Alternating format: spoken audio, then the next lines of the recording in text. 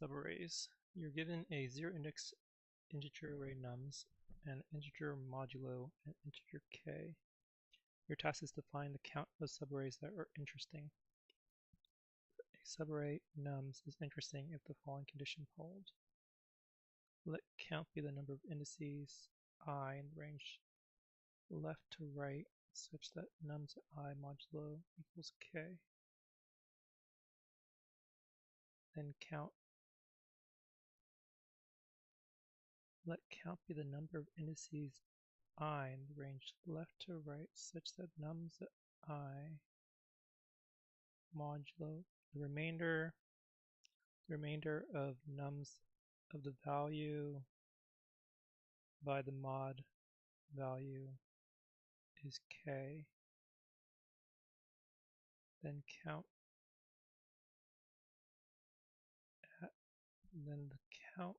the remainder of the count divided by modulo is k.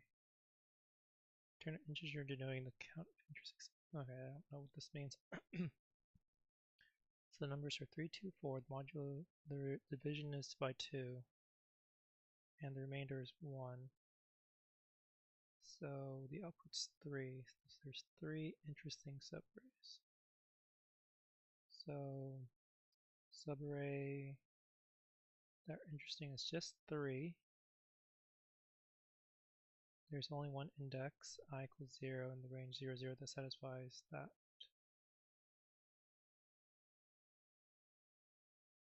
Hence, the count is 1. The number of indices.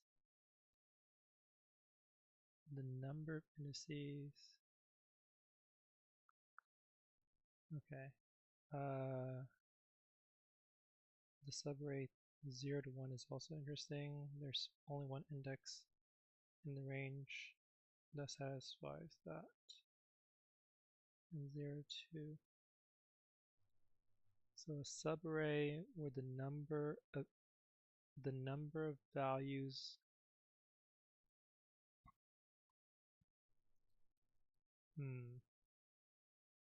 So the value has to have a remainder of k, and also the number of values that have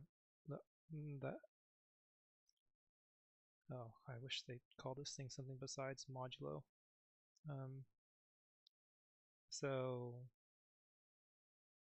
there's some number of values whose remainder is k when you divide by modulo.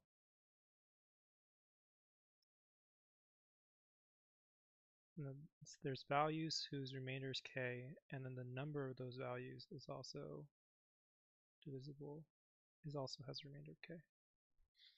Okay, I think I get it. So the number of subarrays where that's true.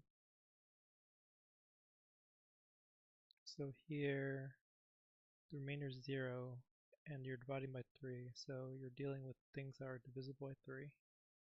And the count of those things has to be divisible by 3. So it could be 0 or no. I guess left and right are inclusive, so you can't have a 0-size subarray. So it has to be at least 3. And the only one that works? No, there's 2 that works, huh? Oh yeah, there's 2. 3 to 6 and just 1 to 1, right? Yeah, okay. So there's 0 values that have a remainder of 0 if you just have this. And there's 3 values. Interesting. The 0 is a special case, I think. The other ones are generally more straightforward. Because 0, you have to take into account like all the non-counts, I guess. So for some reason I think 0, the divisible by 0s. Okay. Remainder 0 seems hard. Okay. I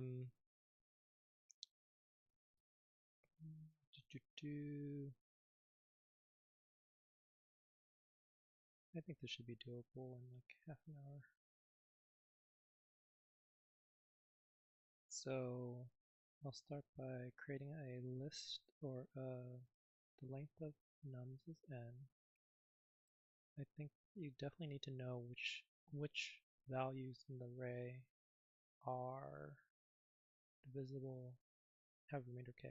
Although you could do that separately. I have a separate for loop that goes through the array, but I think I can do that. This almost certainly sliding window.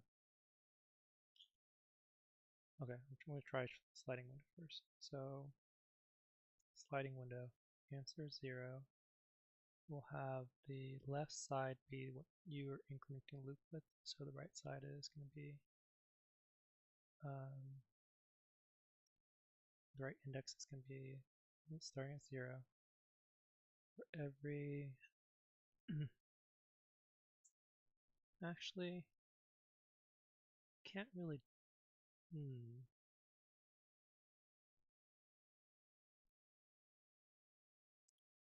you have to know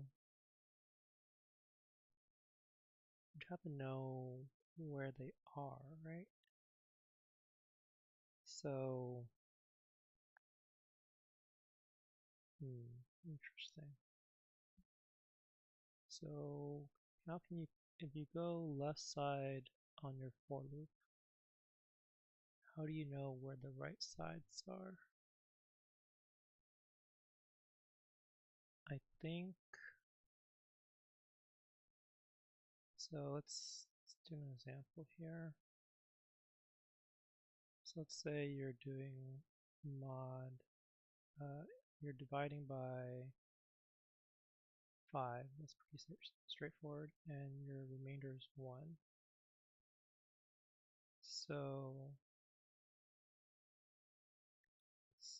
that means that you need to not only have a count of 1, or your count needs to be like 1, 6, 11. Your count needs to be 1, 6, 11, 16, and also your value needs to be that. Your value needs to be that. It feels like you want to know how many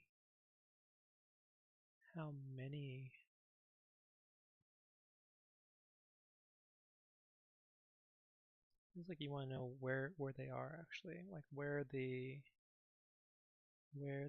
spots.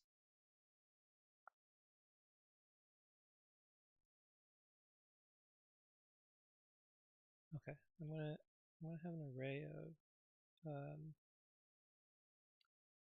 key values. Key spots here. Okay, I'm gonna also need to do k equals 0 separately from this, from k not equal to 0. I don't think this is going to work with k equals 0. Alright, key spots is going to be array, where the array is going to be positions of, or indices of values where value modulo is equal to k. So for every index in the range of n, if the value at that index divided by modulo has a remainder of k, then I'm going to add that index to my array. And then, okay, and then you just need to know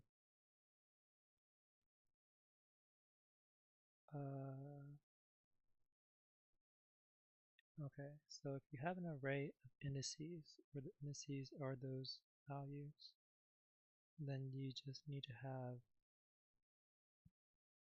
subarrays. So the subarrays would need to have X number of those spots. So if I did this example, right, my key spots might be, say, 1, 3, 5, 6, 7, 10, 11, 16, 21, 17, 21, 33, 40. Okay, something like that. So what this means is for every value itself,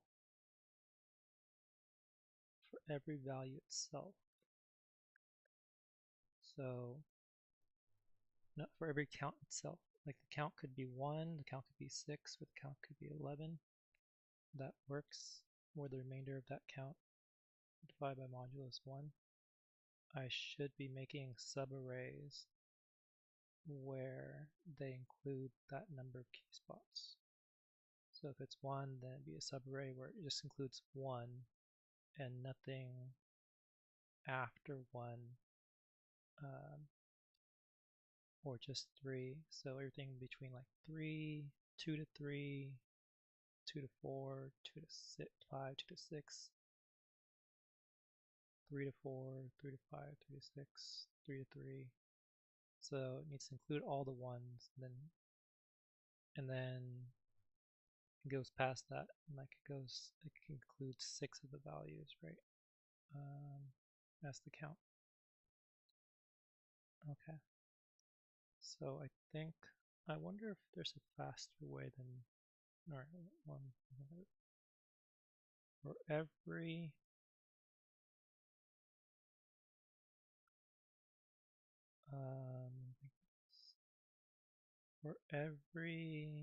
multiple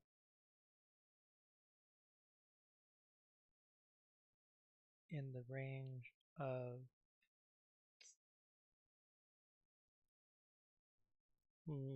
actually, let's try this. For size in range of k to modulo, going up by k to n, going up by modulo. So size could be starting with 1 and then 6 and then 11. So size would be the so for every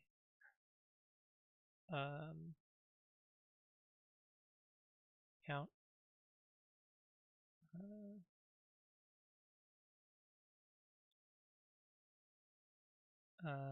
key count.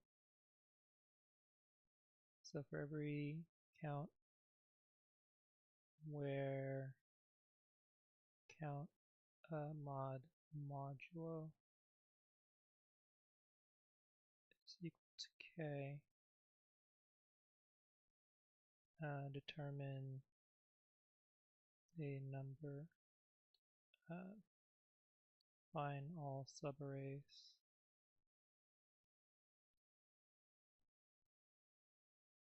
with that amount of key spot values.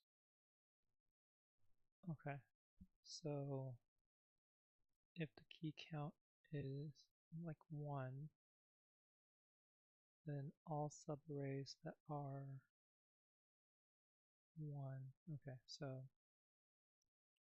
how to do that? So I think it's going to be another for loop for every start index. Let's say start key in range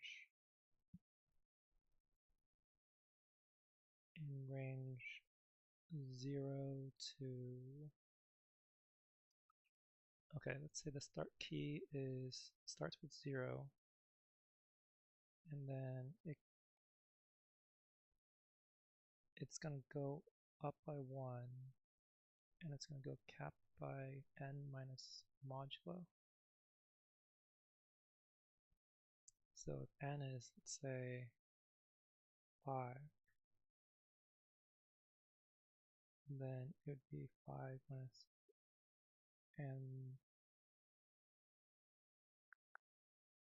so n minus modulo. No, key count is, it's n minus key count. I'm going to do here. The key count starts with, so ignoring 0 for the moment, because 0 just does not, does 0 work?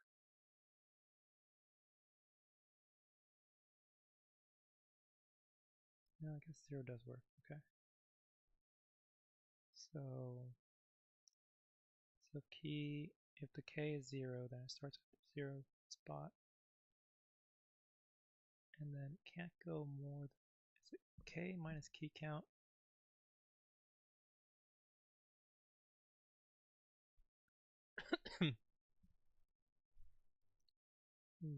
N minus 0.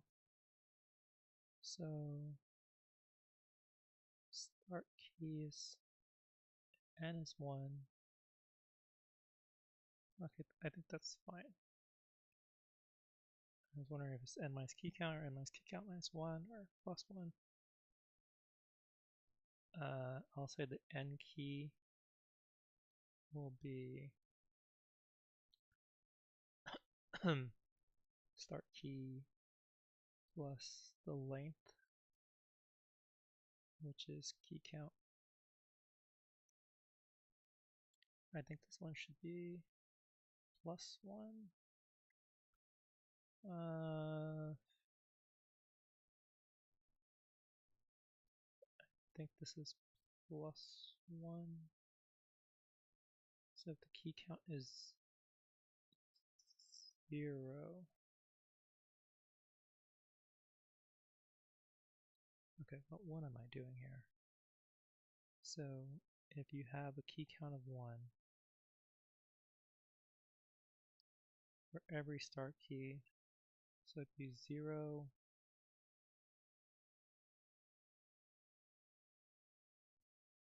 it's one-sized, right?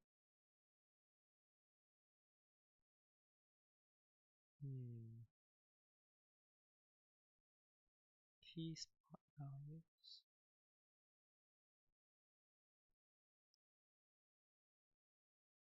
I think I'm really confusing myself with the key count being 0.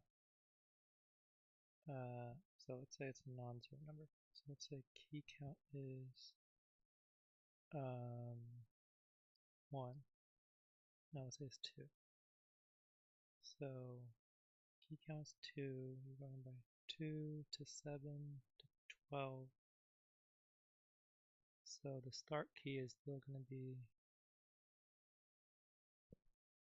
0. And your values that you can go through up to is going to be n minus key count. Yeah, that's fine. And the n key is going to be 0 plus 2. I don't know what. Yeah, it should be plus 1.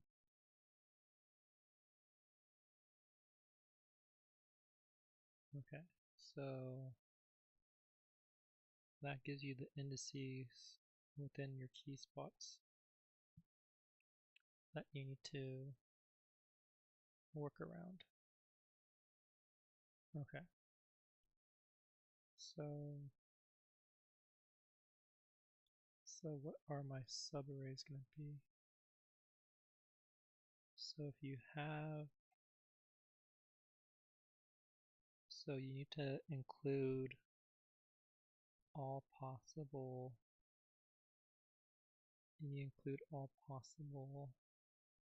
okay, let's say here, let's say this is 2. And you include all possible subarrays of length 2. And also not just the minimum one, but any subarrays that extend leftwards or rightwards. So for instance, it could be 2 to 4, 2 to 5, 2 to 6, 2 to 7. Or it could be 0 to 3, 0, 1 to 3, 2 to 3. I think there was a formula that we can do here. So it could be 0 to 3, 1 to 3, 2 to 3. Okay, it could be 0 to 3, 0 to 4, 0 to 5, 0 to 6, 1 to 3, 1 to 4, 1 to 5, 1 to 6, 2 to 3, 2 to 4, 2 to 5, 2 to 6.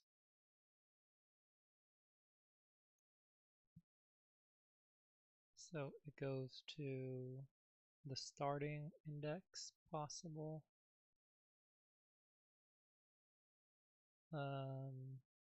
Earliest starting index, the start key minus the earliest starting index plus 1. No. Start key minus the earliest starting index plus 1. Yeah, so that's 3. And then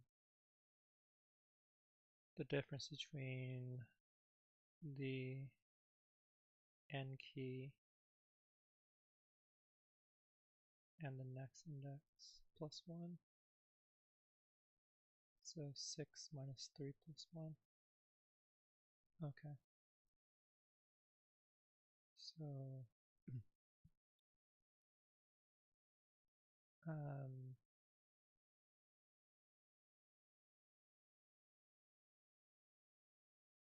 so start index is equal to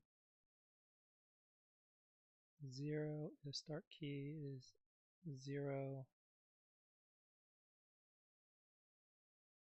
Else is equal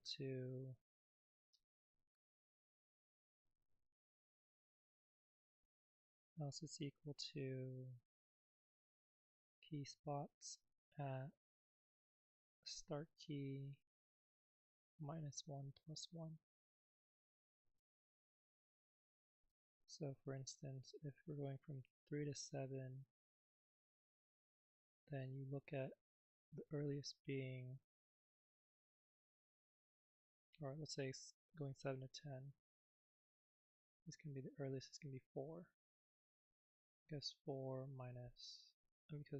is like right after you include the 3.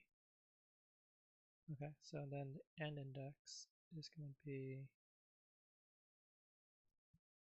n minus 1 if the start key is equal to n minus 1, else it's going to be key spots at the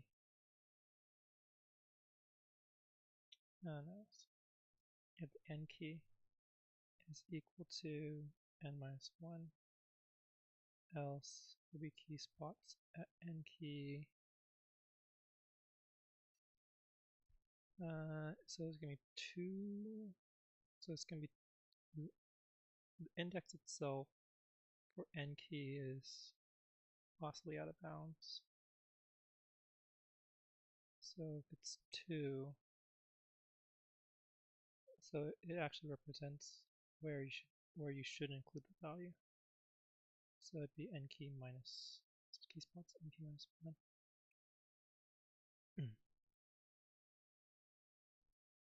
And then the total for this one is going to be equal to start key minus start index plus 1 times end index minus n key plus 1. I think.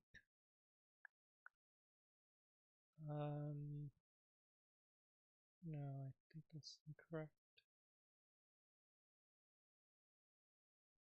I think it should be key spots at these values.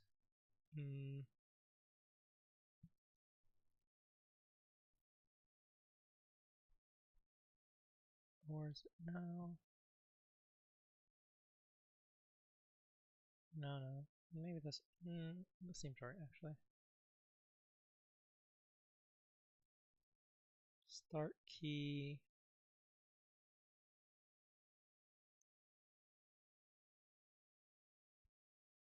Zero to 2.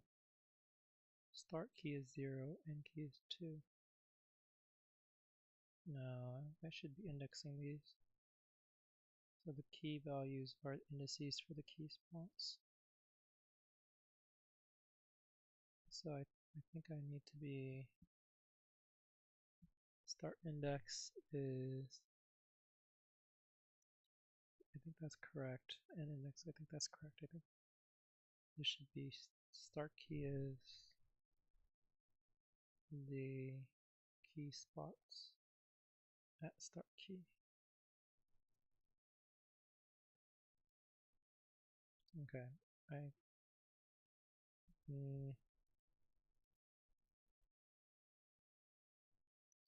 okay, I think this should be just relabeled here.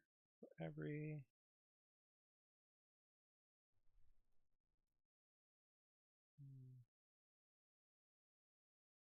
yeah, I'm just using key too many times here. For left in range of this, right is left plus key count. And then the start index is going to be 0 if the left side is at 0, otherwise it's the key spot. It's 1 less than that, otherwise it might go out of bounds. And then the end index is n minus 1 if the right side is at n minus 1, otherwise it's 1 less than the right side. Actually, if the right side is n, yeah, I can go, it's not inclusive of the right index. Yeah, and then total is going to be key spots at the left minus start index times end index minus key spots at the right plus 1. And the answer increases by the total. Okay, I think this hopefully works for non-zero test cases. So nothing that divides by 0 or divides with the remainder of 0. It's out of bounds, really.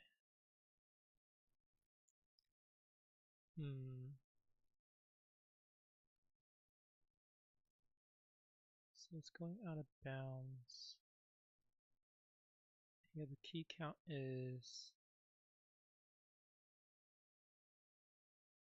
let's go ahead and just print out here. Print what the k n, well, what the key count is.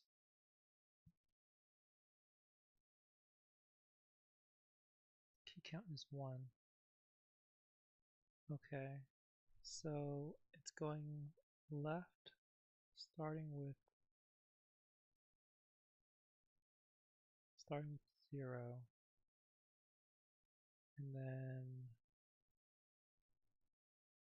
so 0,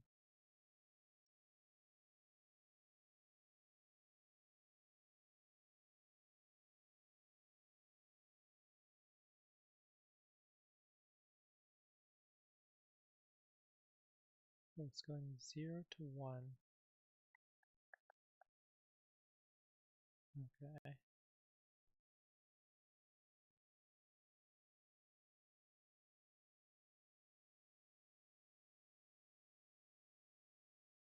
Okay, so the remainder is 1, and only value that has remainder 1 within when divided by 2 is 3. So that has a position of 0. Okay, so you're going from 0 to 1, which I think is what I want. If n minus 1, if right side equals n, right side equals the length of keys, n key equals length of keys, length of key spots. If right side is equal to the n key, don't do that. Then say then the end index should be n key. No, the end index should be the last index of the array. So that should be n. Yeah, it should be n as well. Still out of bounds. Okay, so it's now this thing. Key spots at left.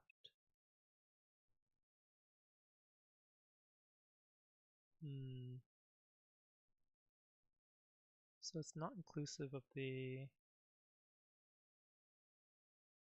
I think this is out of bounds right here. It should be inclusive of the right index. It should be inclusive of right minus 1. It's still hanging up here.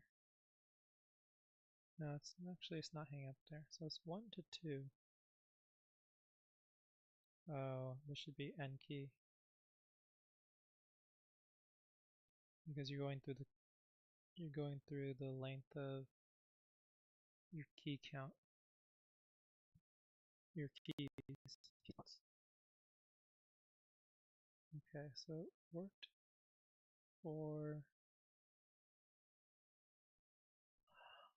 this one for some reason. Even though this one is the one that has. I'm not sure. Okay. 3, 2, 4.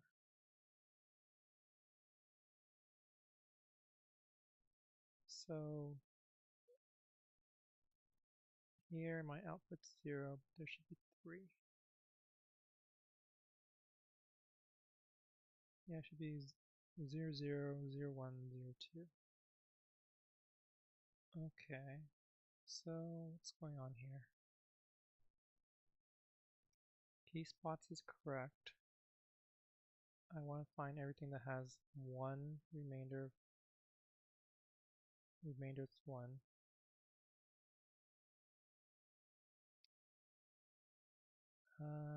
Let's go ahead and just print out.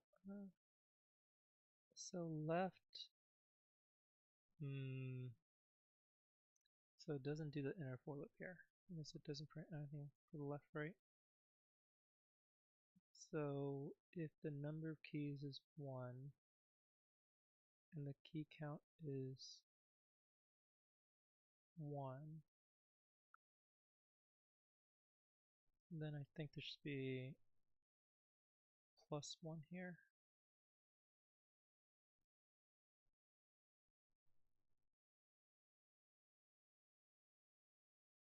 Okay.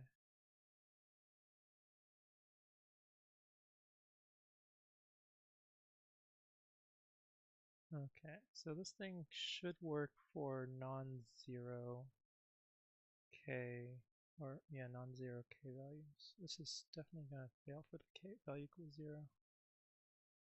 I'm almost certain. So here k value 0 was for the second test case. Might not. This part crashes. Yeah. Okay. So what happens when you try to do 0? It's because you're assuming here that you have a non-zero number of numbers.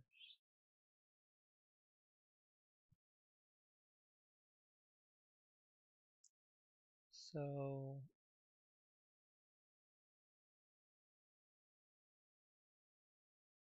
K0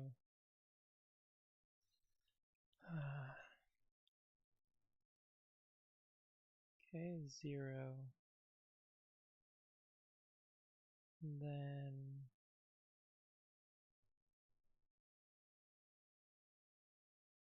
what's going to happen here? So your size of your array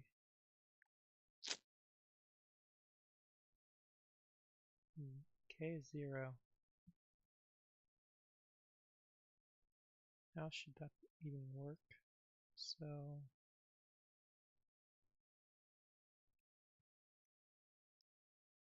if I'm doing modulo 5 and K0, then the size of the subarray needs to be 0 key spots or 5 key spots. If it's 0 key spots, then what you're really doing is finding all subarrays that are between the key spots.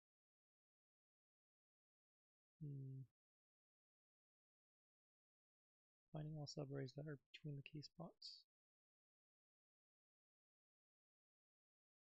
However many combinations there are of them.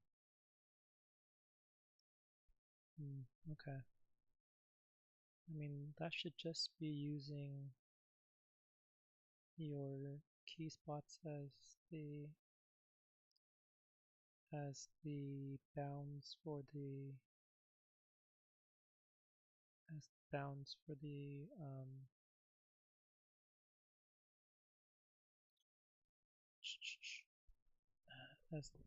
non-included portions. So, but how many subarrays are there? It'd be the length of it times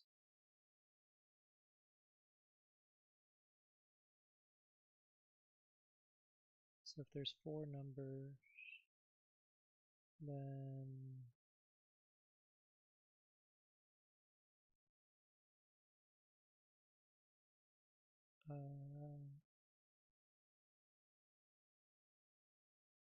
there's 4 numbers that are between 4, 1, 2, 3, 4.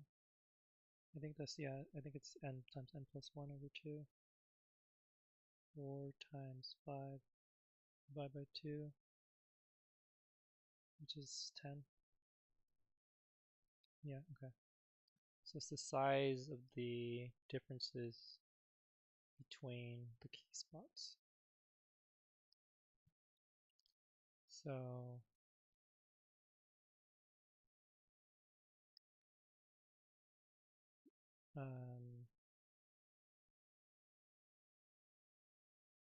let's say if k equals 0,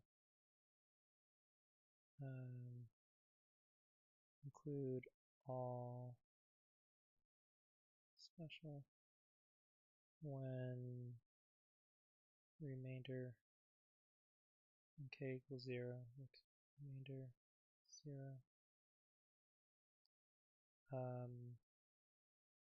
Can have any array with 0 key spots,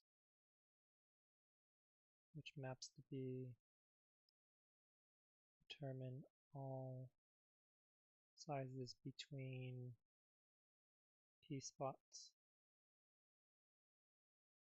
and use size times size plus 1 divided by 2 to get subarrays between those spots. Okay, so k equals 0, that means for every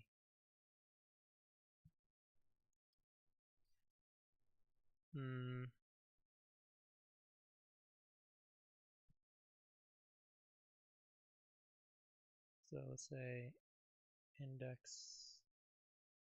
start is equal to 0 for every key spot in key spots And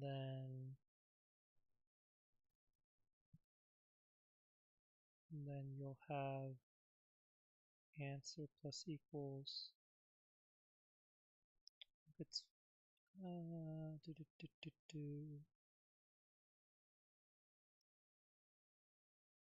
so the start is the start, and the end is going to be -1 minus the key spot. So it'll be key spot -1. No, I think it's key spot minus start. Key spot minus start. Okay, let's say size is equal to key spot minus start. Answer plus equals the size times size plus 1 divided by 2. Does this, and then I would increase the start. Start is now key spot plus 1.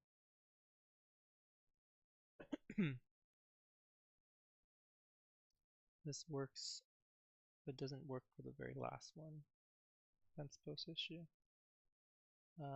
So the very last one is answer plus equals. Last size is going to be n minus start. N minus start. And then answer plus equals last size times last size plus 1 divided by 2. That's for including all subarrays after the last key spot. This is generally for every key spot. Subarrays between the previous spot and this current spot.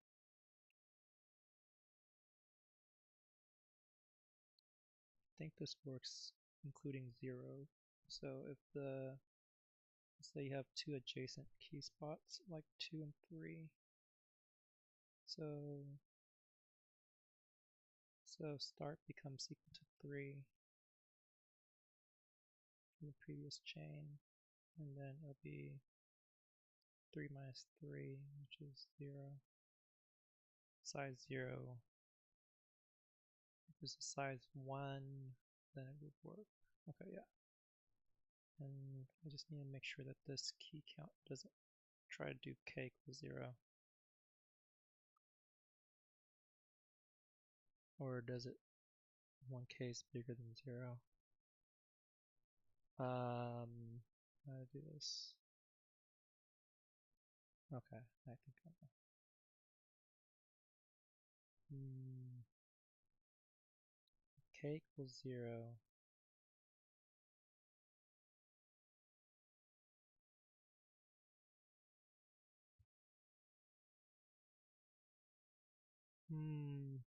Needs to be of length 3. Okay, yeah, okay.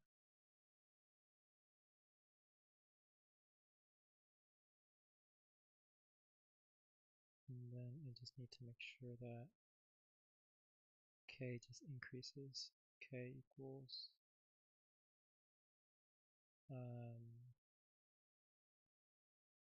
equals modulo. So it's gonna, if k is 0 and modulo is 3, then it's gonna start with 3 when it does the key count here.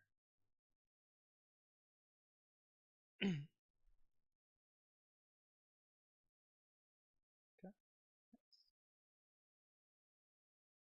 Didn't crash.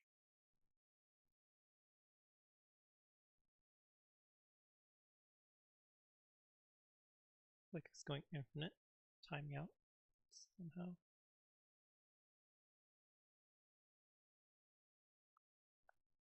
Okay. Wrong answer. Well, pretty straightforward case it looks like. K is 0. Modulo is 1. So you're dividing by 1. So everything works, right? Everything works, I see. So if everything works, then nothing should not work. Or Nothing should not work. So you have everything that's divisible by 4.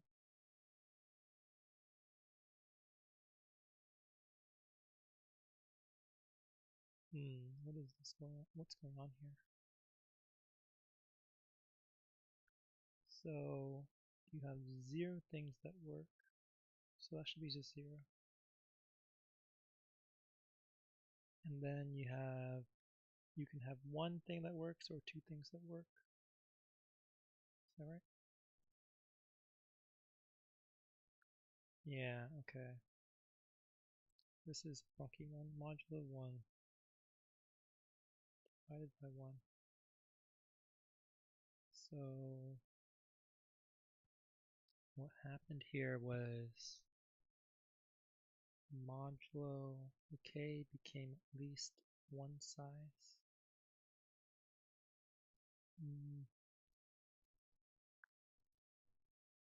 So I think right here, the answer should be 0. Post 0k. Case the answer is what? The answer should be 0. Yeah. And then why doesn't this do the other case?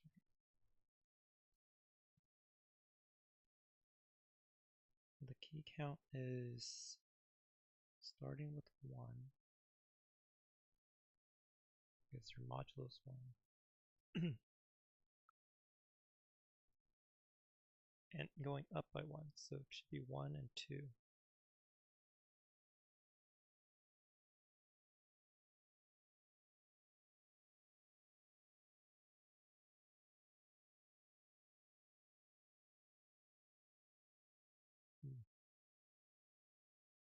Should be 1 and 2.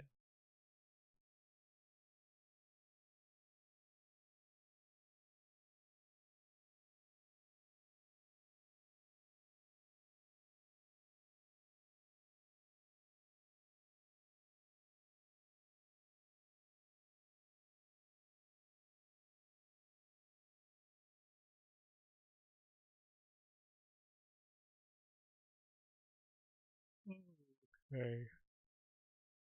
Oh, it's not even doing the key count of 2. How odd.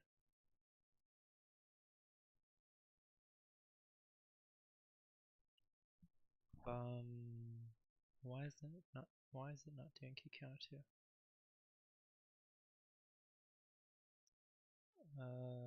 Let's see. For key count, K is 1. 1. Yeah, the key count could be the total number here, I think. The key count could be inclusive of n.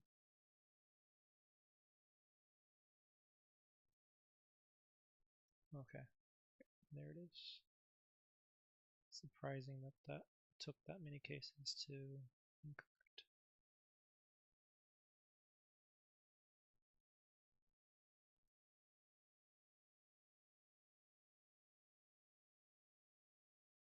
Is it too slow?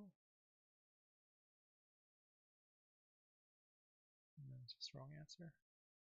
No, it is too slow. Okay.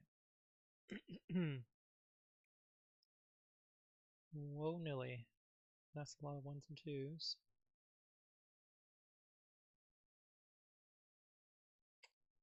Modulo 2, remainder 1. Okay. Fair enough. The values themselves are between 1 and a million. And there's possibly 10 to the 5th is 100,000. 100 is 2, 1,000 is 3, 10,000 is 4, 10, 100,000 is 5. Yep. So that's a lot of numbers. I can feel that. Yep. And this test case seems to be approaching those bigger values of length. Okay, so how to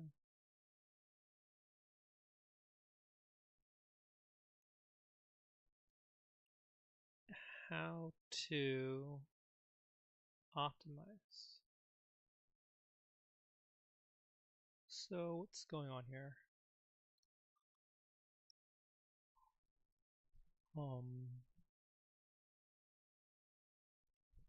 How to optimize this? For every left index, and then for every right index. Can you optimize that?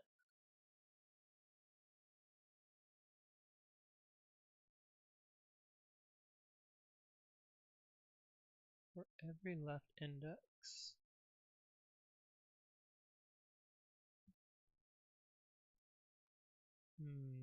Interesting.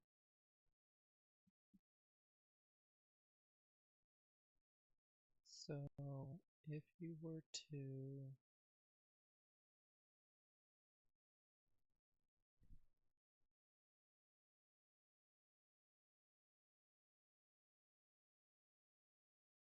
if you had two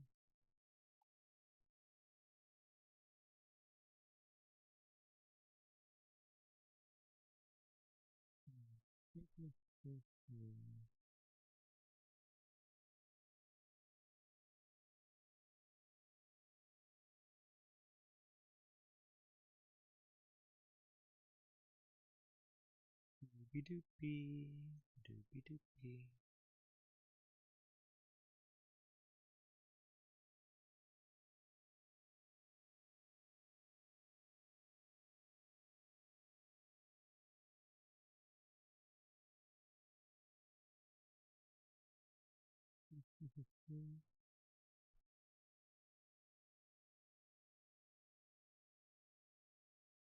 It can't be kind of n squared algorithm. It has to be a linear algorithm, I guess. So I'm pretty sure my algorithm currently is n squared. For every outside key, yeah, I think this is n squared. I wonder, is it possible?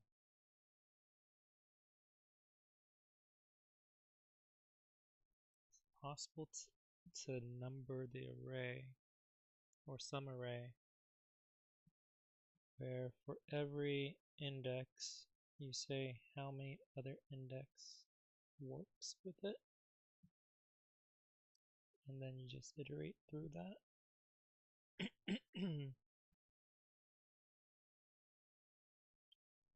So for every index, how many other indices to the right of it have the same I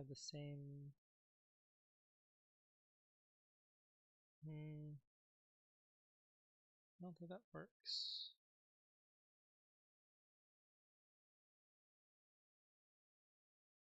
It seems kind of close.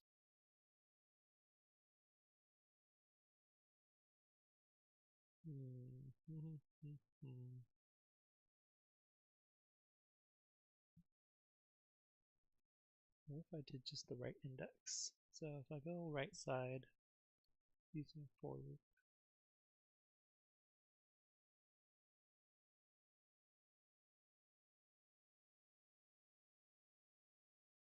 right side using a for loop.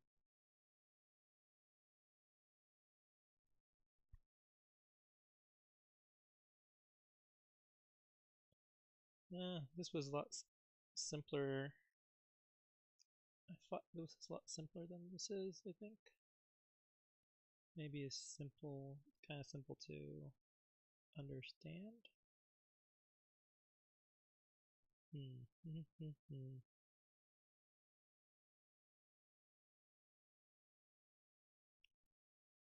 So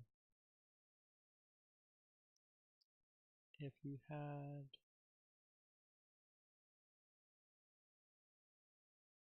your key spots,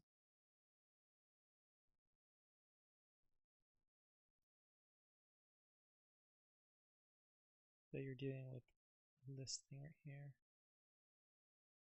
2 to 3.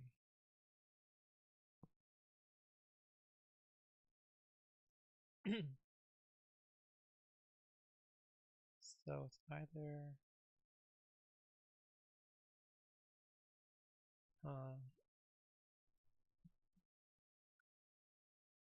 each index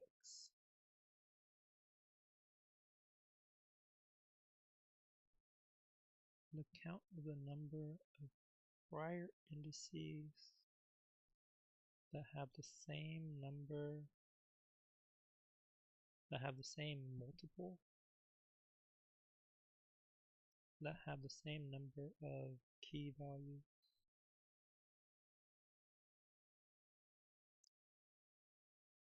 Or some multiple of have the same number or some multiple of mod key values.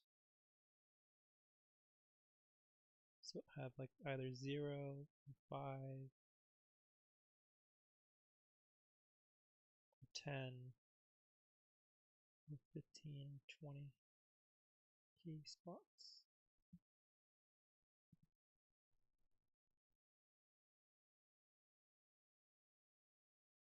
So it has 0 key spots that are the same. And then for each number,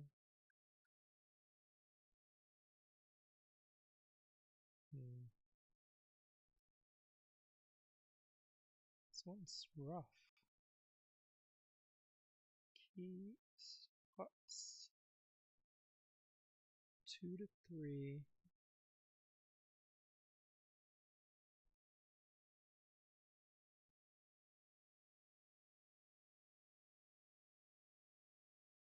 So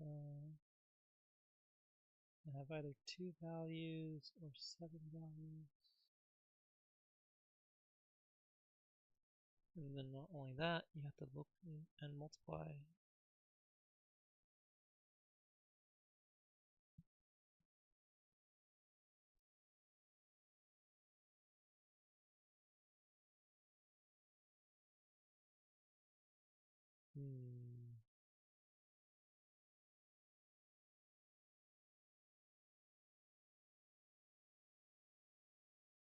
Two, 7.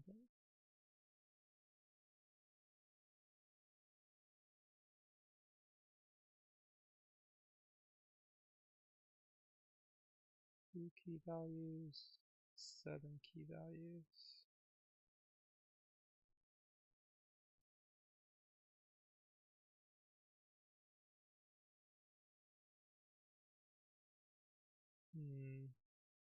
What if you had,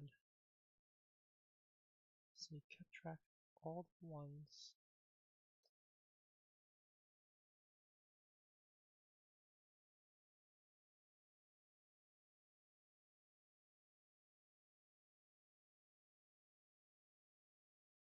It has to be linear, or it has to be,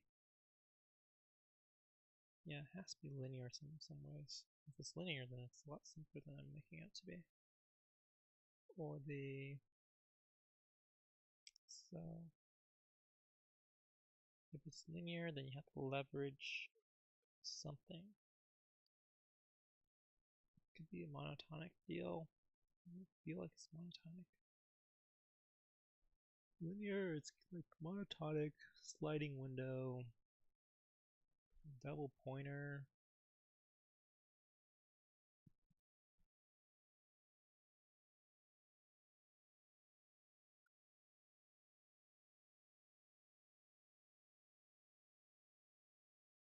So for each index, if it's linear, then you need to figure out the perfect number of subarrays, perfect number of interesting subarrays for that index. So if you're using a left side index, the number of perfect right side index for that left side index.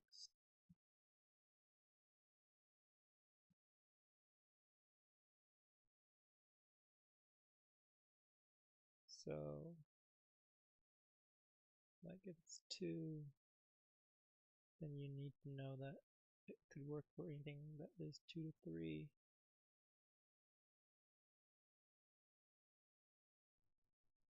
2 to 4, 5, 6, 7, 2 to 17 as kind of the things that you include, key values to include.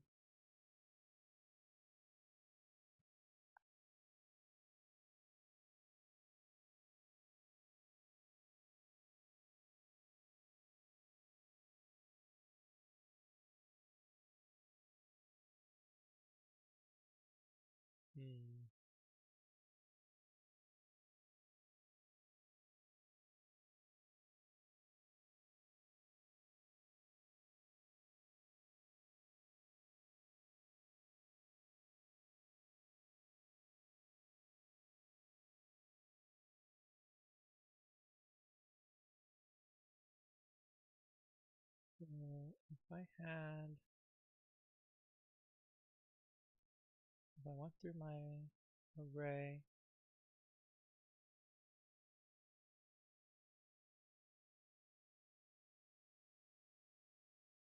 each spot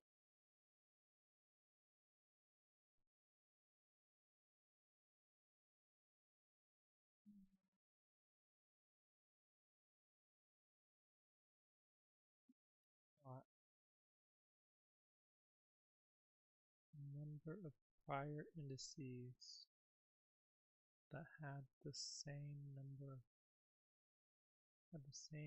of keys. So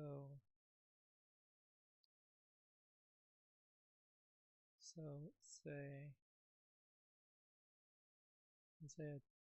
10 values, odds and evens. So let's say it's 3, 1, 4,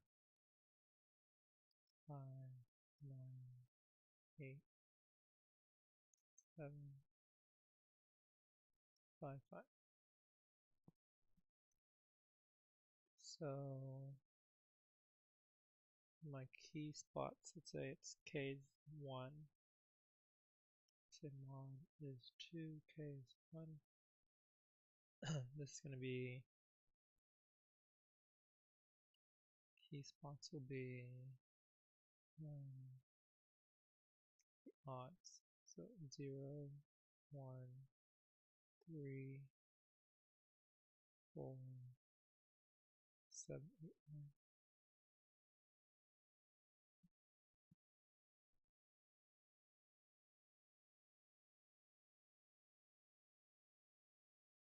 One, 2, 3, 4, 5.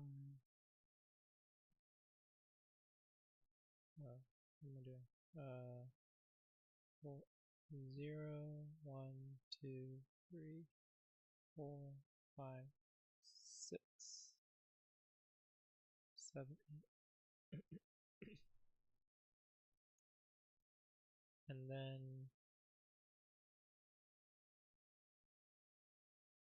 actually this maybe not enough gaps. Yeah, it's fine. For each number, the number of numbers that have the same characteristic as it.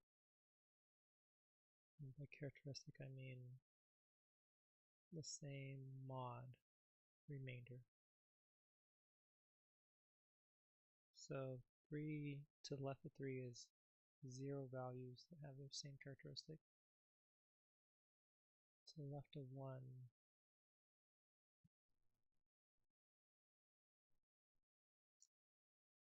So left of 1 is actually 0 as well.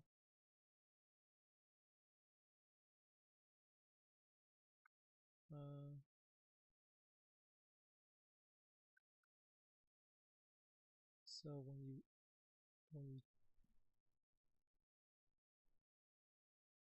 you increase your key value, or when you increase your key count, you change your characteristic. So I think this is 0, 4, there's 1, 5, there's 1, 6, 9, there's 2, 8, there's 2, 7, there's 2, 3, 3. So by characteristic, I'm thinking of the count being odd or the count being even. So 3, the count of the number of indices that have 1 odd, to left 3 is 0. And at 1, the count of the number of indices to the left of 1, where here the remainder is 0, because now there's 2 odds. 4, the count of the number of indices to the left of 4, where the remainder is 1, is 1, because 1 is now working. So 4 could work with 1 and 4. 5, the count of the ones, wait, do I include itself? Or do I want to not include itself? I don't want to include itself, I don't think. So 5, the number of arrays where you have the number of previous elements where the count of the odds is 1. So that's at 3. And then for 9, the count of the number, so this number of odds is now even. So the net count of the previous number of spots that count as even is 2.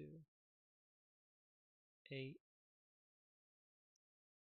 that didn't change it, so it should be now 3 actually. And then 7, that's at 5 and 3, so this should be 2. And then this should be 4, and this should be 3. Okay.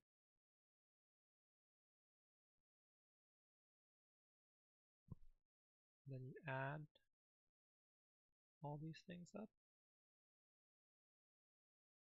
because the count of the number of spaces previously that had the same is equal to the subarrays where the current element is the last element in that interesting array.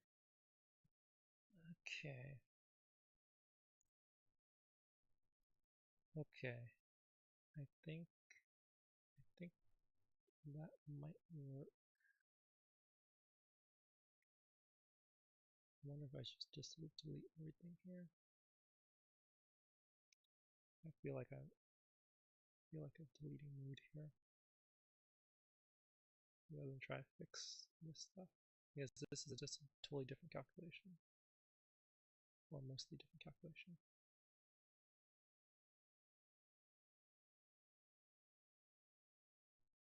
Okay, so I still need this. So let's say my key is any value where value modulo is equal to k. So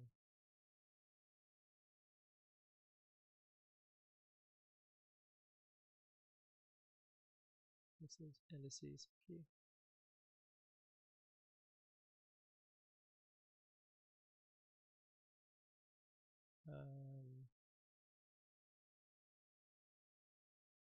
P positions. Okay, so there's that. But that's not really what I want anymore, right? I want to go through all the array. Yeah, so that's not really what I want anymore.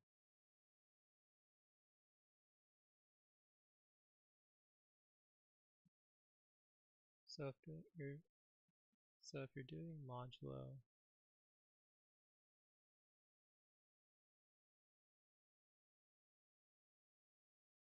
so it needs to be a single pass. It needs to go through all the values and keeps track.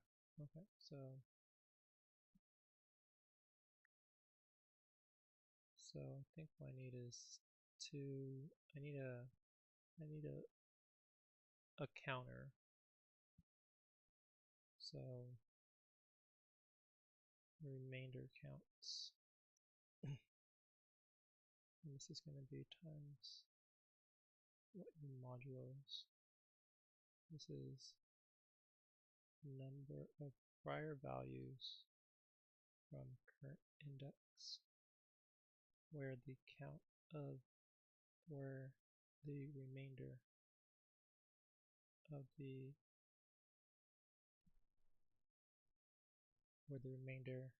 count is the same.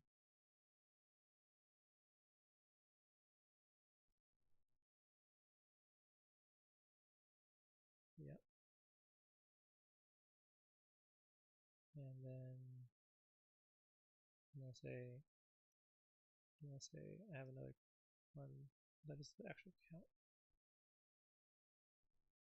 So for every index in range n, let's say the value is numset in this index.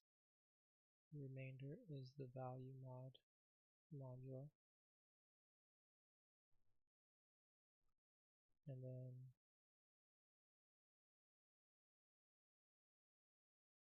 what?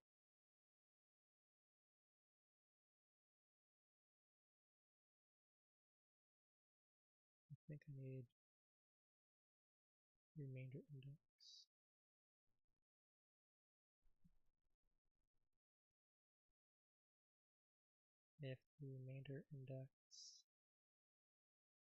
If the remainder is equal to k, then the remainder index needs to increment.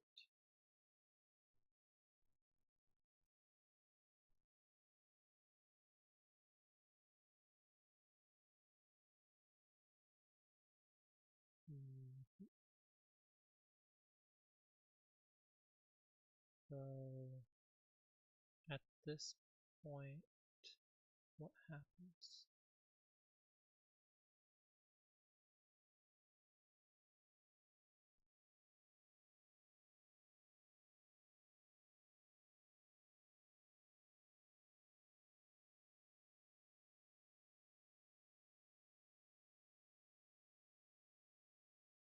At this point, the answer should increase.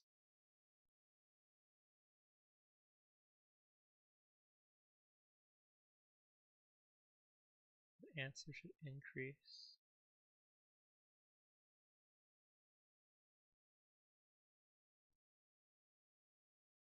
by the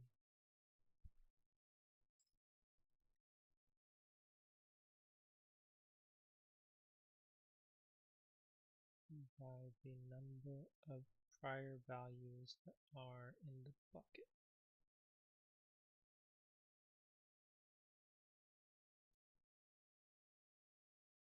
Answer should increase by the number of prior values in the same bucket.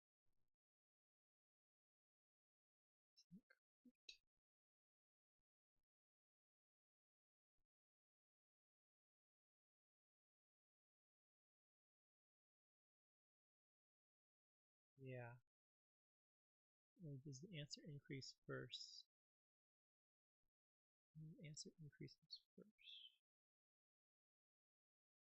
Answer plus equals the remainder counts for this remainder. Yeah. You change buckets and then increment the remainder count for this remainder index.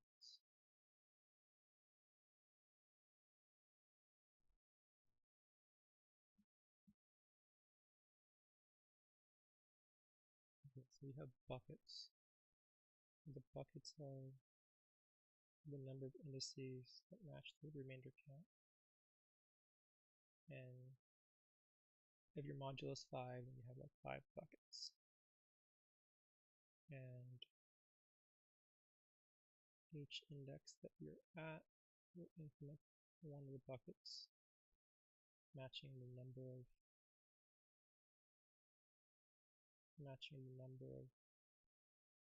key values up to this point, so that when you see at a later point a matching number of it, then that should be a subarray that fits with this index.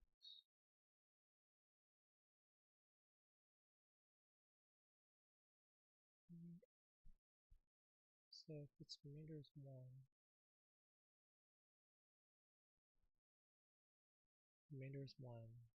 and let's say you have a bunch of things that are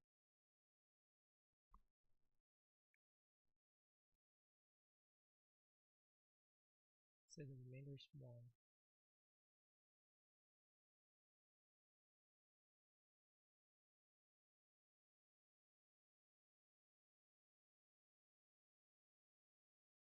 you have 0 prior indices that have a remainder of 1,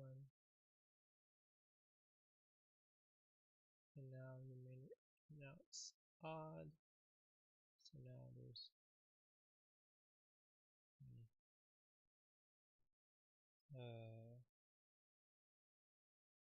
actually this remainder, let's say you're dealing with divide by 3, remainder is 1. So the buckets should be things that have remainder of 0, remainder of 1, remainder of 2.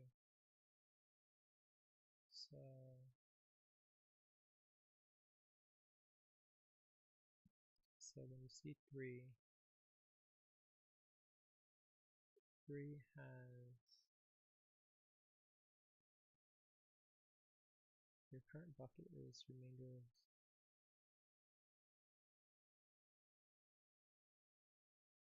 has remainder of 0. Yeah, you shouldn't increment for every single bucket. No, you should.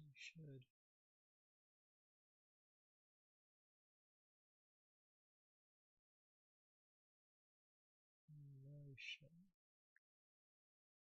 I think you should only increment it when the current bucket is the correct bucket.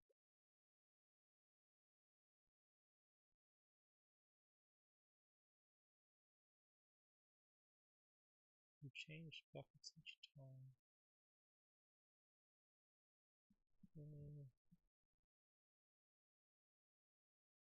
Each bucket should work at least once.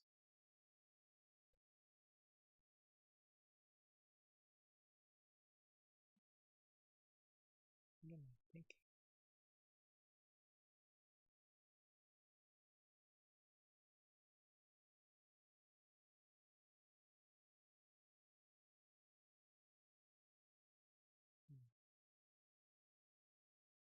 What am I thinking?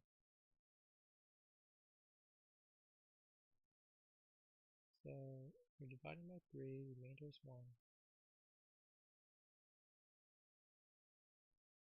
So here it could be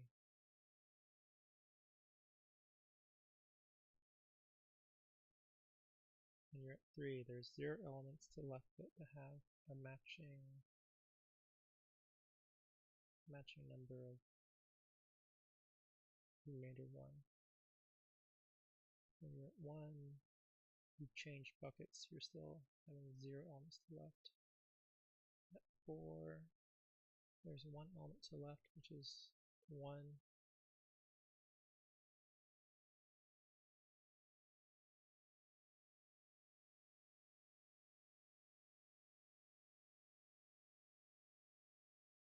There's 1 element to the left, which is 1, but your count changed to be 2. The count changed to be 2.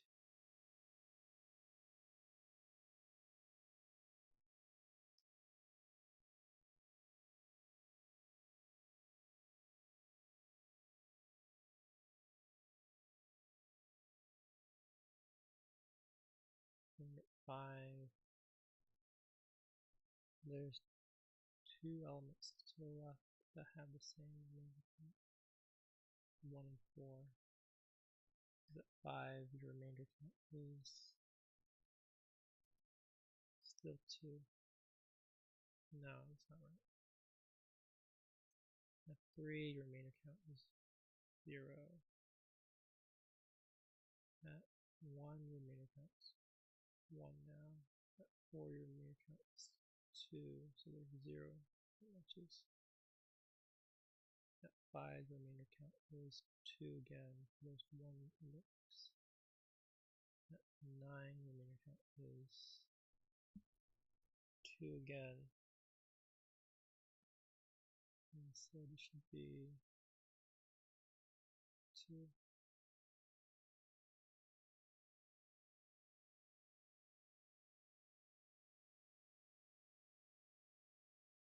And then at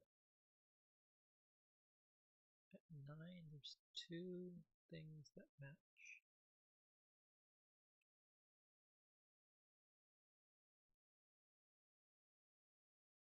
Right. 9 goes to 4. They both have no.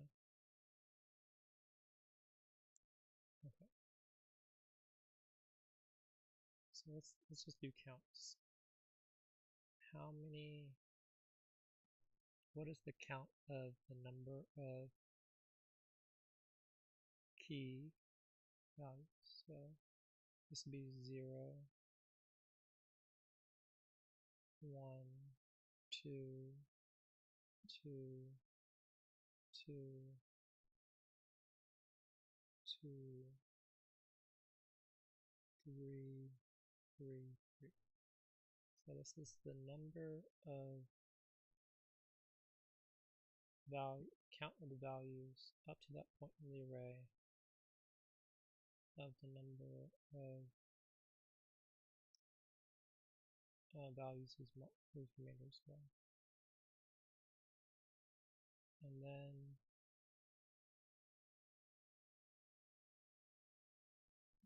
for every index, I would need to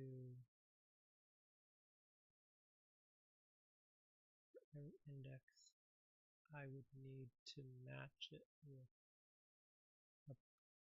with the number of prior indices. Match it with the number of prior indices where the count is k less or a multiple of, or k times a multiple of the mod less.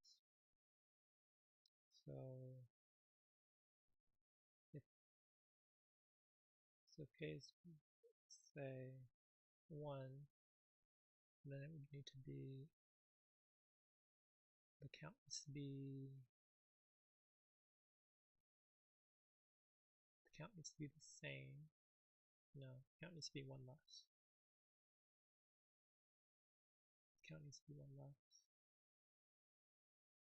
And 1 less, or 4 less, or 7 less.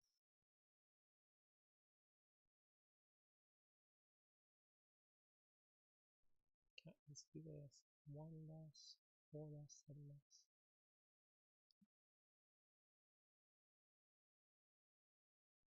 So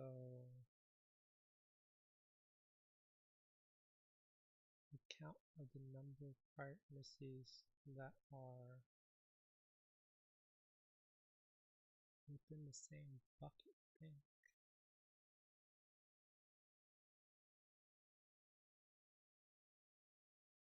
Hmm.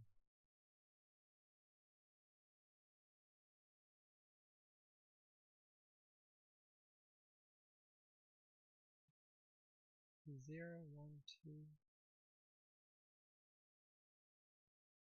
So case one, the number of indices that have one less would be like,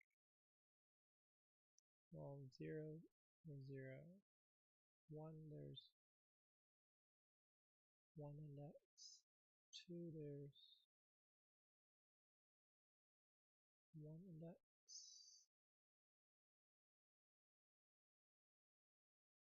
This 2, there's 1 index.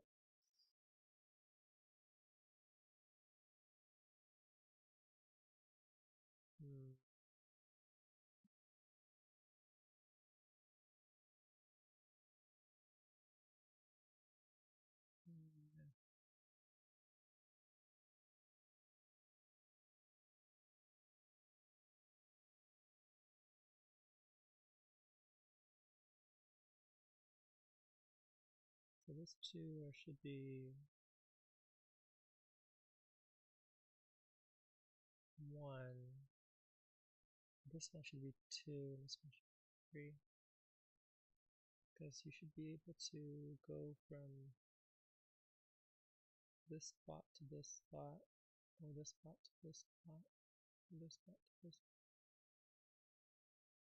This one should be 4. 3 can go to any of the 2's. So this 3 can go to the 2 here, 2 here, 2 here. So this should be 5. No. 1, 2, 3, 4. And this 3 can go to 5. This 3 can go to 6. So like 1, 2, 3. No, what am I doing? These 3 can go into 4.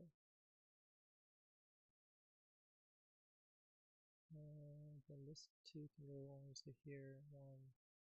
This 2 can go here. No, this is 1.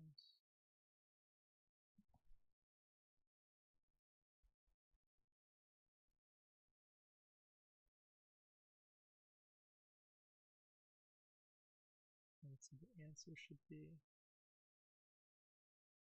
let's try this test case. See if this works as see if my new way of thinking about the calculation works. So the numbers are 3, it's comma separated.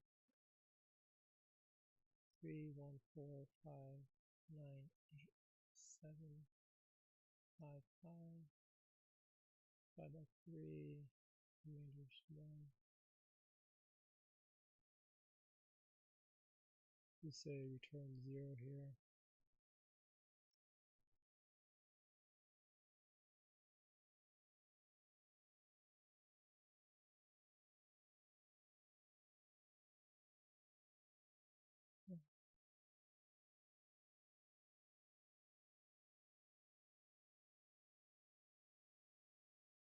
No. 4, 16, 17, 18, 19, 20. So I'm over counting it somehow.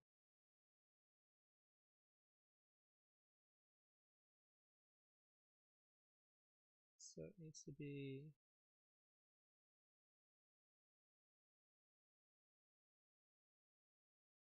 am I even counting these correctly? Yeah, no, I am. That's right. So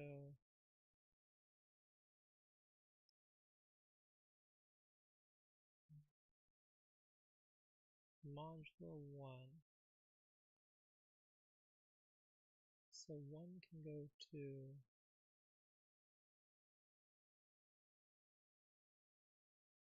the number of prior numbers that have the same,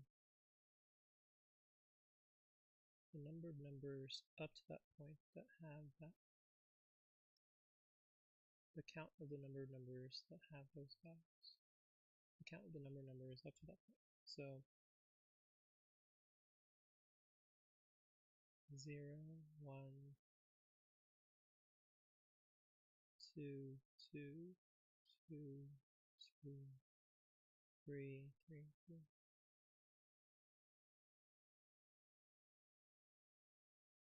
And then the count of the number of values to the right of starting indices for this. So it'd be 1 here. It's 1, 1, 1.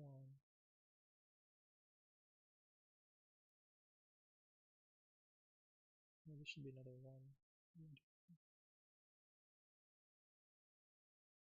And then this should be 4, 4, 4. 12, 13, 14, 15, 16, 17. Not right.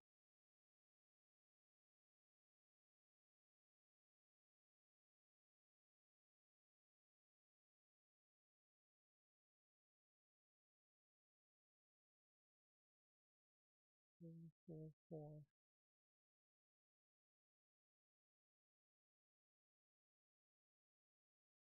One, 2, 3, 4.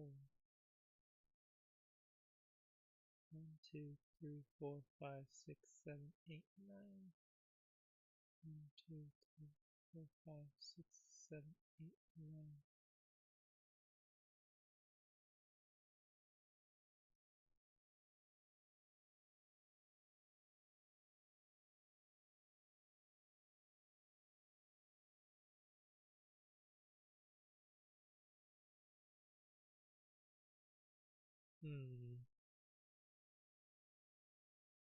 Feeling this one is not correct.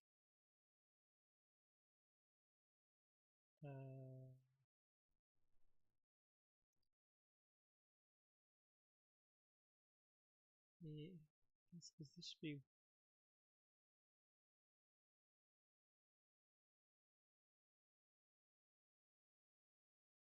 should be 2 somehow. Because you should include 1 to itself and 1 to 3, so there should be 2 here.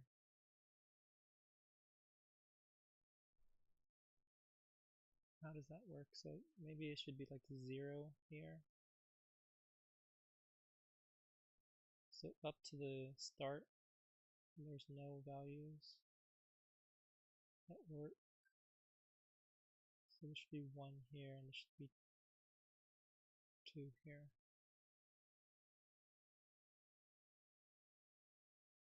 So up to this 3, there's one thing that has no values. Maybe? No, but then this, that just,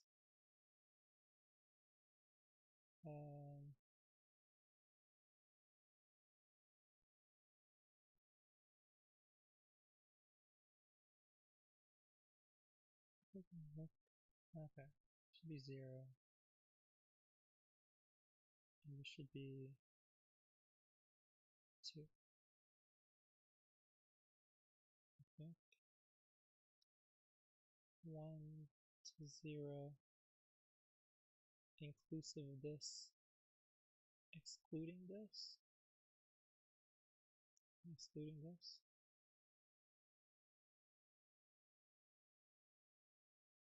Inclusive of this, exclusive of this, inclusive of this, excluding this. It must be inclusive of both.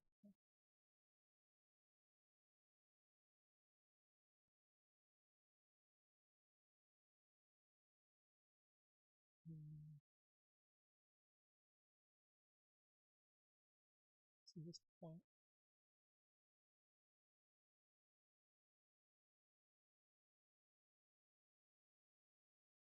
To the 3, how many numbers have a remainder of 1? 0. This is the empty array as 0, up to the 1, including the 1, up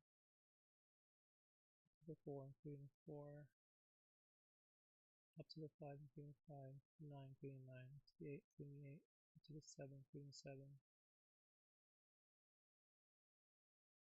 And so from 1, how many numbers are 1 less than, have 1 less?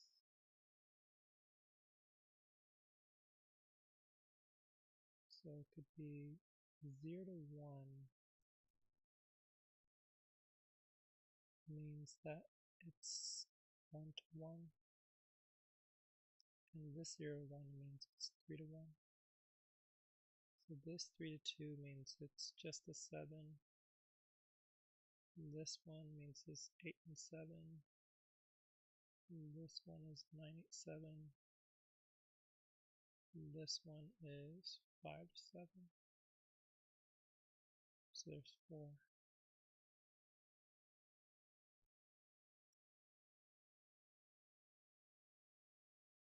Yeah, so it includes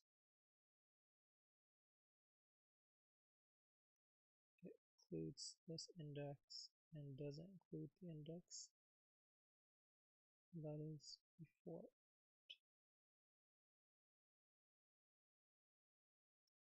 So this is, yeah, that's right. Okay, I need to extend this out for a little.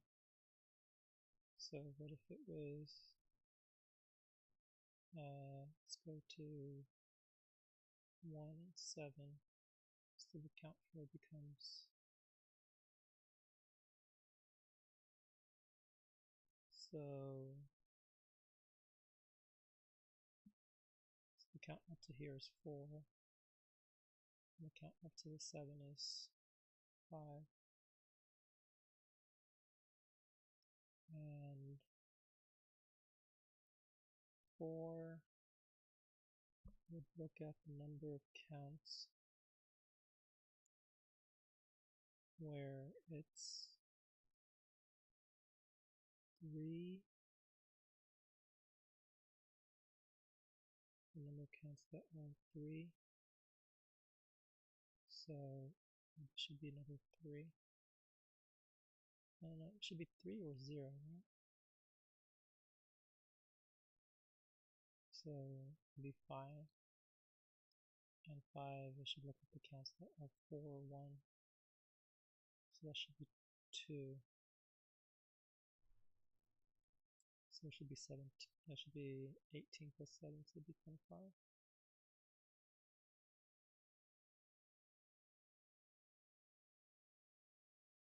Oops, 1, 7.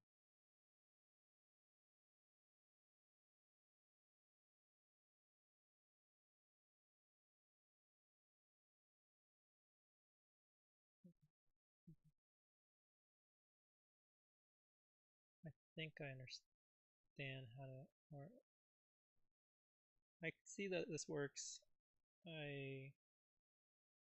Mathematically works. You just need to code it fast. Alright, this is the test case. I need to make sure it works.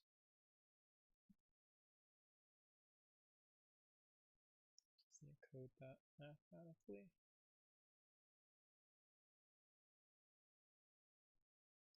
So for every value, I first come up with the count array here. The number of values left of it that have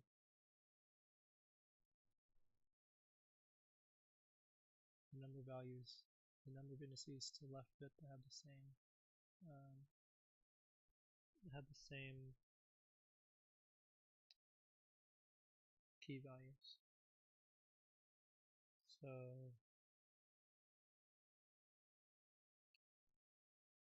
let's say So remainder counts is 0. Then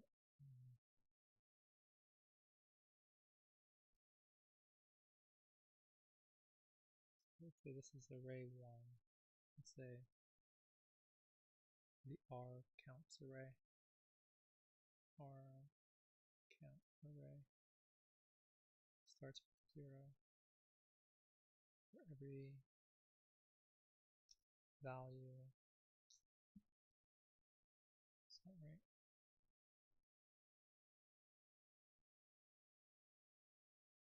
Yeah, it's just a count. It's just count.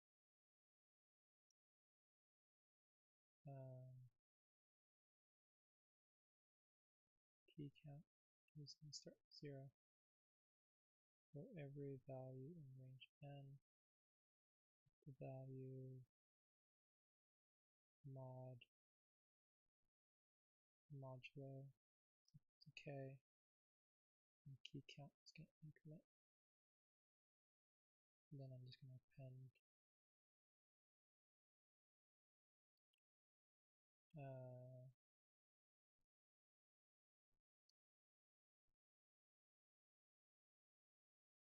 and that to the key counts.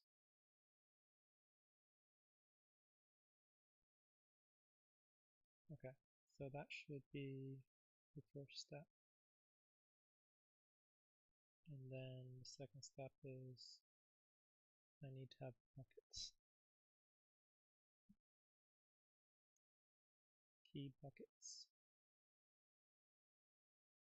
And that's going to be, that should be size of modulo. And for every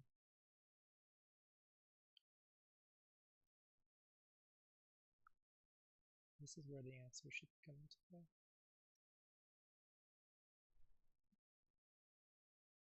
Okay. For every count in key counts,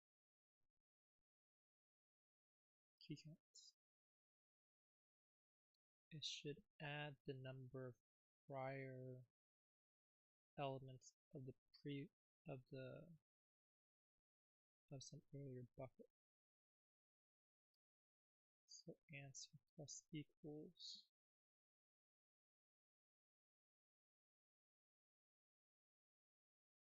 so it's 1 that adds the size of the buckets of 0. So answer plus equals key buckets of this count minus k modulo. No. Yeah, minus k modulo. So if it's k could be minus 2 or minus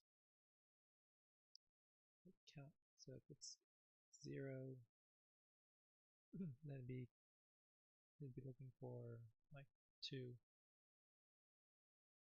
And if it's 1, it's looking for 0. If it's 2, it's looking for 1. Okay. And then the actual key count. Just let's keep count. And then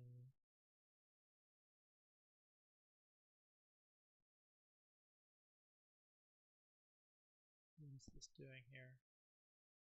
So it says that there's 2 prior ones.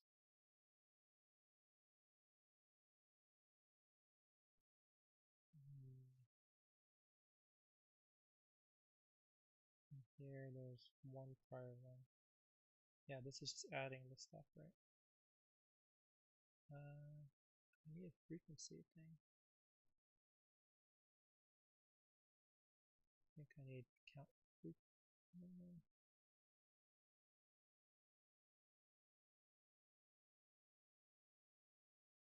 The number of zeros is now 1. number 0 is now 2. Number 1 is now 1. Yeah, okay. The key bucket for this count increases by 1.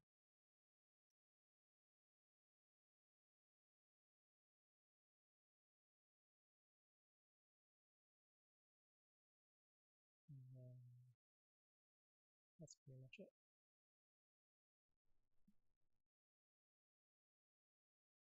The count is 0. Unexpected indentation. Man, I really don't know how to do block commenting in Python with indentation. Is this still bad? Probably. Alright, and keep this.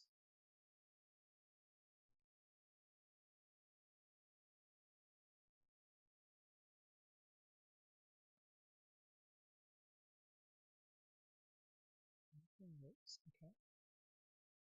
Let's go ahead and print out the key counts to make sure it works. That's what I think it should have.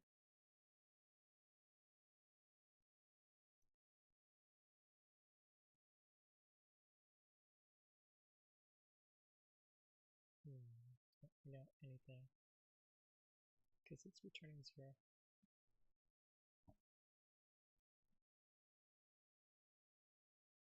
Key buckets for this count is increased.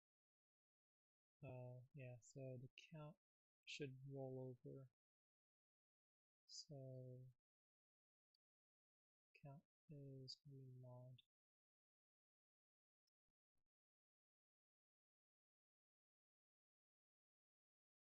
Is that right?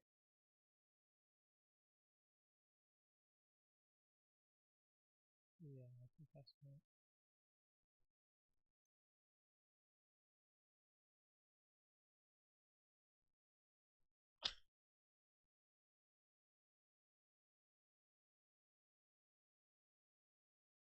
One case where I was really hoping it would work. So 0, 0, 1.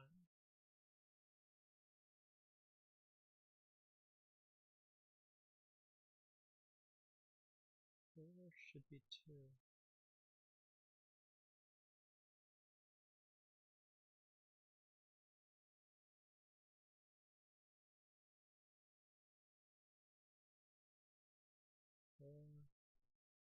Four mod 1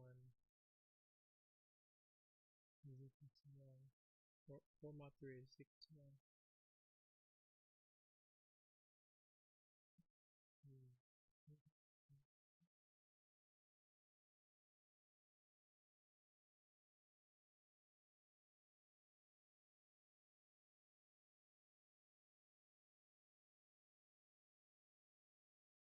One, 4, 1.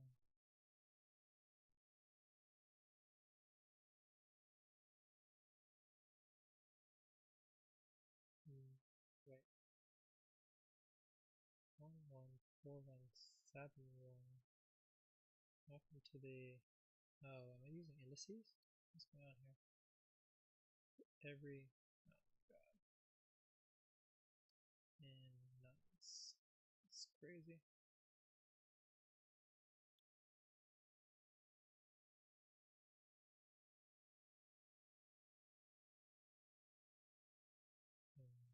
And nuns. What am I doing?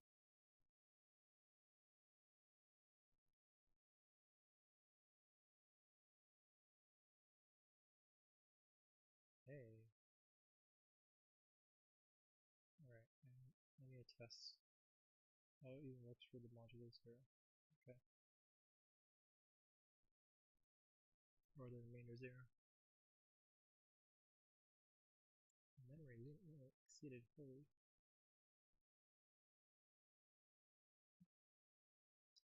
It's not normal.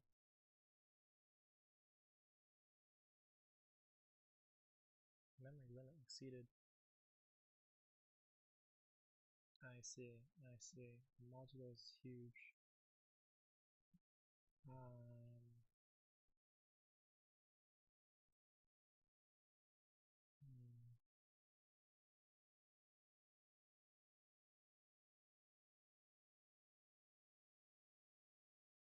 didn't need my buckets. Oh, can I use a hash map here?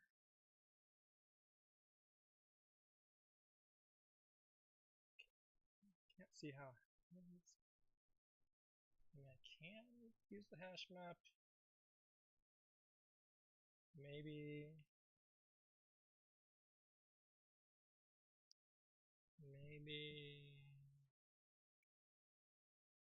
Oof. Okay, sure.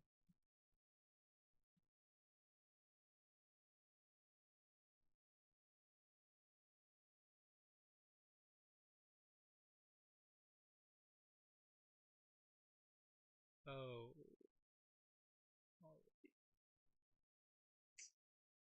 I wonder.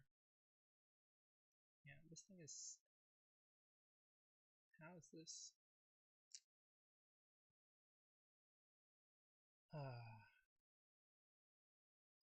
What is going on? Why is this so? This should be faster than this. I think this is like straight linear.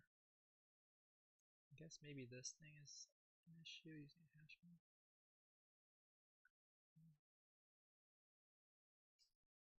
Key counts, the modulo, find the buckets. Maybe you can do it in one pass. Yeah, you can probably do it in one pass, right? All you're doing is with the key counts, and the key counts, you're doing this along with it. Yeah, okay, this can be done in one pass. Because when you're appending the key counts, you can just do what you're going to do otherwise. So here it's the answer 0.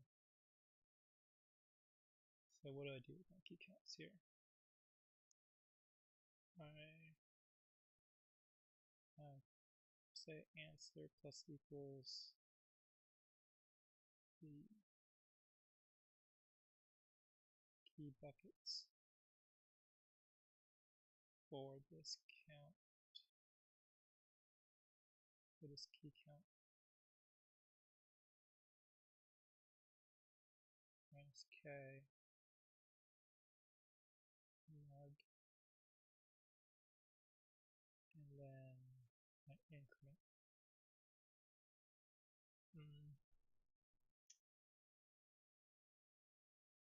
Increment. So do I even need the key counts at that point? Because I just use a hash map to keep track of everything.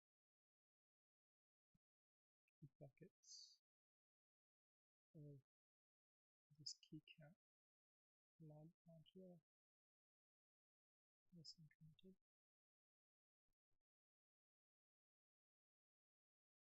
I think that should still work.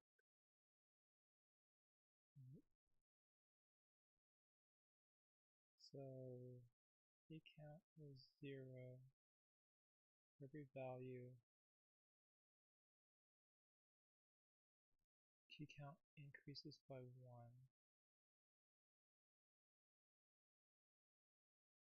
And then I append that key count. Do I need to have 2 mappings? Yeah, maybe I need to keep track of that mapping.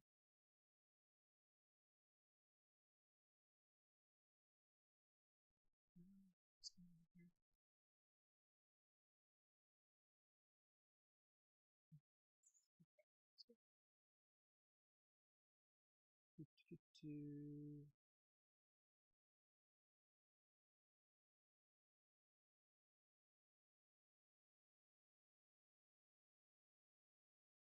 So I create my counts, and then I have mapping for the buckets for every count in the key count. So for every count in the key count.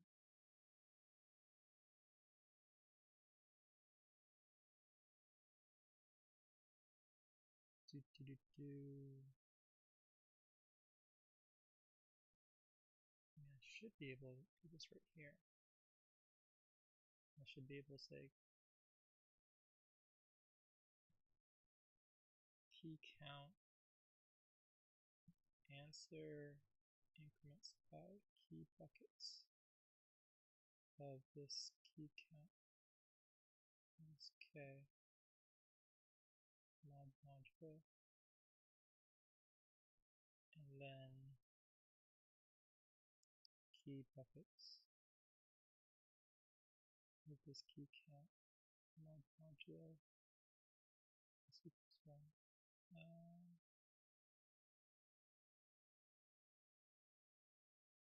This should be the same thing.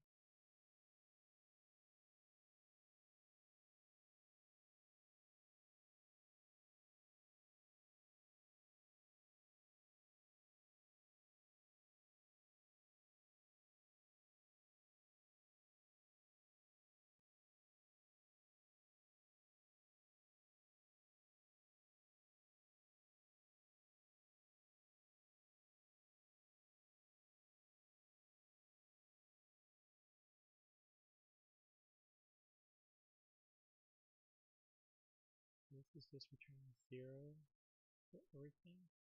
No, it's returning something.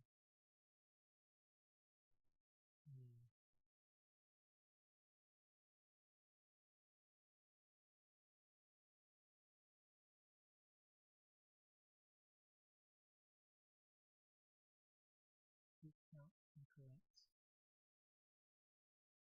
The value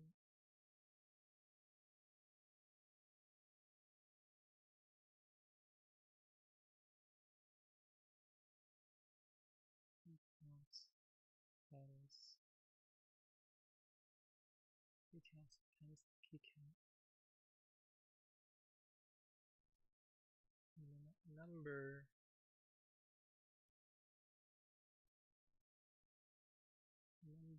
is used for the key buckets.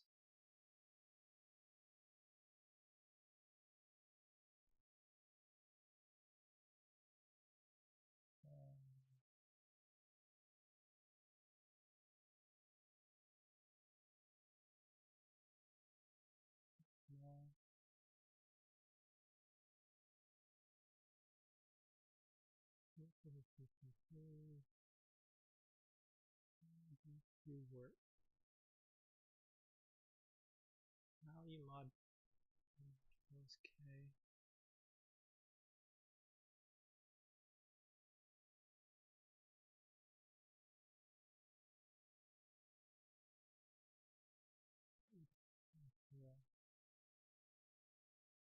Yeah. Why is the key count 0? This is probably off by 1. Kind of. Yeah. I think it's the fact that maybe I need to have a value of 0, kind of. Maybe.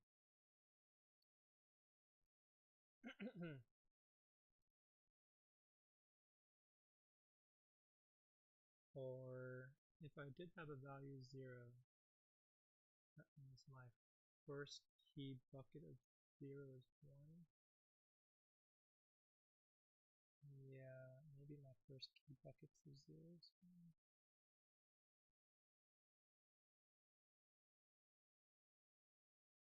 Yep. Okay.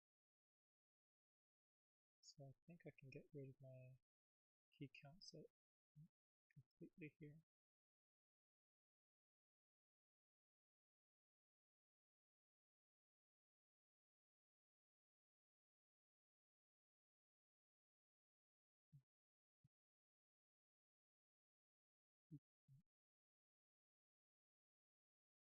Here.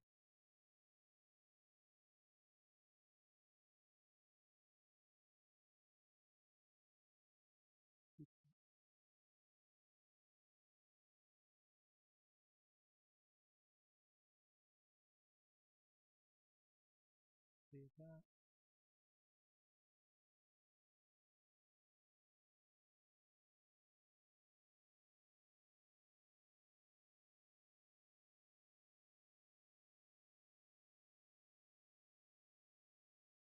Alright, 51%. I think I will take it.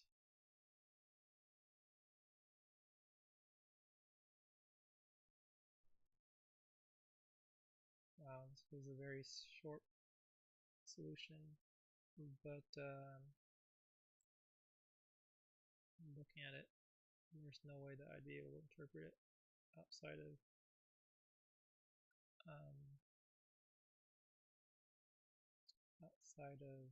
me having coded it and then simplified the code or optimized or rewrote the code based on just understanding of what's happening with the arrays, but like, I wouldn't be able to understand this otherwise. So anyways,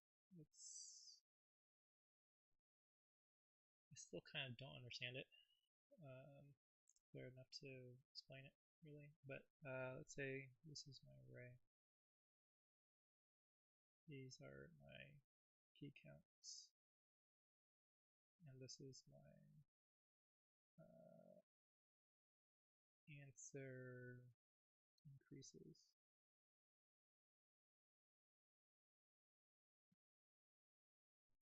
So if you have values in your numbers, so this is this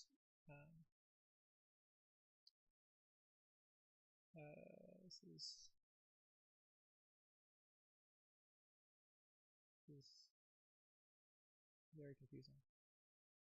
But if you go through values, keeping track of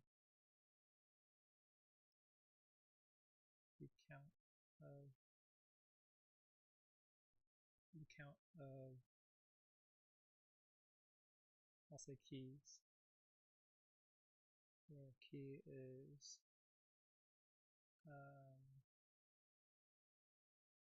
a value where remainder is k.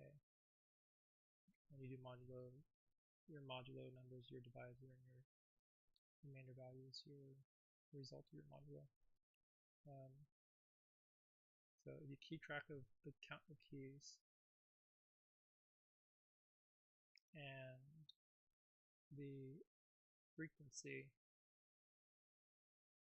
with which those counts have occurred. So here, this was tracked using key buckets, but I could have called it key frequency. You can the number of